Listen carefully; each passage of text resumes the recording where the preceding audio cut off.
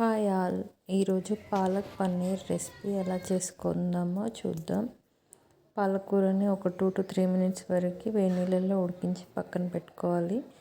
దాంట్లో తర్వాత పచ్చిమిర్చి వెల్లుల్లి వేసి మిక్స్ చేసుకోవాలి. చల్లారిన తర్వాత ఈలోపు ఆయిల్ పెట్టేసుకొని పోపుకి కరివేపాకు అండ్ ఆనియన్, వెల్లుల్లి అన్నీ పోపుకి వేసుకున్న తర్వాత మనం మిక్స్ చేసుకున్న పాలకూరని కూడా దాంట్లో యాడ్ చేయాలి.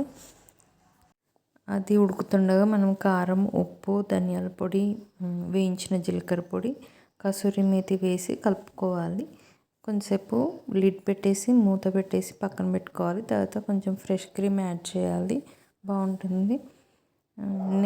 బటర్ కూడా యాడ్ చేసుకోవాలి. ఫ్రెష్ క్రీమ్ యాడ్ చేసుకొని ఇలా కలుపుకొని ఇలా నూనె పైకి తేలేంత వరకు ఉడికించుకొని మళ్ళీ వాటర్ యాడ్ చేసుకోవాలండి. దీంట్లో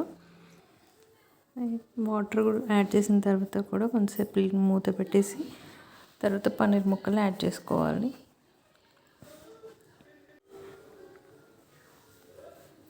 వీడియో స్కిప్ చేయకుండా ఎండ్ వరకు చూడండి. నచ్చితే లైక్ చేసి షేర్ చేయండి, సబ్స్క్రైబ్